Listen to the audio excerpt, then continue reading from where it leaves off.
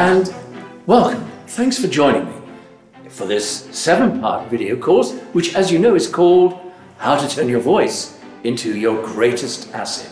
Now, you may think that your greatest asset is your house, your car, your investments, your bank balance, your company.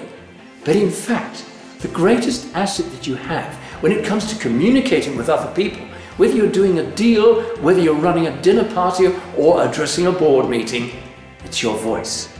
Because if you have a powerful, persuasive, charismatic voice, then that's going to make all the difference to every situation that you ever find yourself in. Have you ever listened to your own voice? I mean, really listen.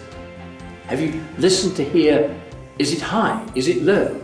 Do you speak too fast? Do you speak too slow? What kind of voice do you really have? It's really important. Now, I'll tell you one thing. Most people do not open their mouth enough when they speak. And they don't realize that the voice that people are hearing when they speak to them is not the voice that they personally are hearing inside their head. Because you see, your head is this giant resonating cavity, and it sounds fine in there. If I talk to myself for a minute, and I'm talking like this, and I can hear it perfectly well, and I don't know if you picked that up, but probably not. Or if you did, it was very hard to hear. But it sounded fine in here, in my head. Ever since you're a tiny, tiny child, the voice you hear more than any other voice is your own voice. Therefore, you think your voice is fine. You think it's big enough, loud enough, fine enough. And then one day, you do catch a recording of it, and you begin to seriously listen to it. I hope you did anyway, because you'll realize that it's almost as if I was in this room here, and you were outside that door there. And you were trying to talk to me from outside with the door closed. And I was having to strain to hear what you were saying. And it's the same if you don't open your mouth enough. It's just like the door is closed. You've got to open the door and let the sound out. So if you're going to develop this powerful, wonderful asset called a voice, then you need to know how it works. Because if you'd never driven a car and you got in a car for the first time, you'd have to know how it all works. You'd have to know which is the brake, the accelerator, the gear lever, how to do what, when, and how. And it's the same with your voice, because you've probably never troubled to find out how it really works. Now, the thing that powers your voice is air. Air. Air is free. We don't pay for air. We pay for gas, electricity, water, fuel for the car. We don't pay for air, and yet people use very little of it. When I walk around down a crowded street, I see people walking around and they hardly seem to be breathing. They're certainly not taking in much air, I can tell you. And when they start to talk to someone, they don't open their mouth and they don't have much air to power the voice. So it becomes a very boring, tiny, uninteresting little voice, and possibly difficult to hear. Now, you don't want that, because this is a powerful asset we're developing here.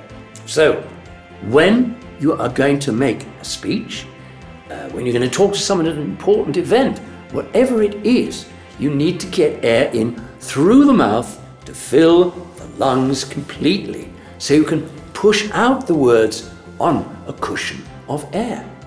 So we're going to need lots of air, and we're going to have to fill the lungs.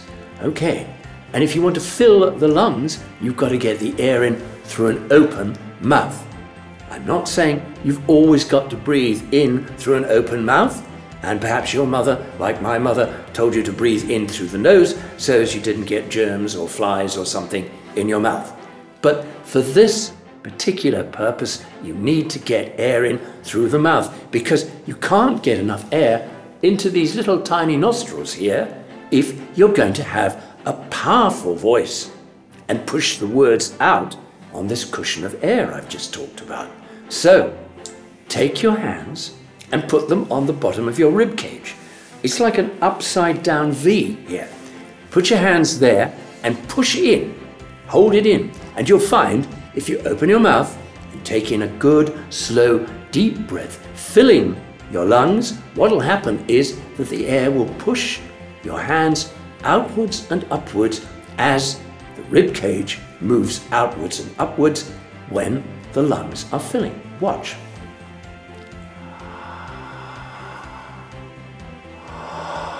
Now I'm not doing that. I'm not moving my hands. My hands are being moved by just air filling the lungs and expanding the rib cage outwards and upwards. And that's also going to be an assignment for you, because you need to practice this over and over. Because until you can easily get a lot of air in through an open mouth, fill your lungs to full capacity, then you can project a powerful voice. And you can use tune and tone and rhythm and all sorts of exciting elements to your voice, which we'll be talking about later in the course.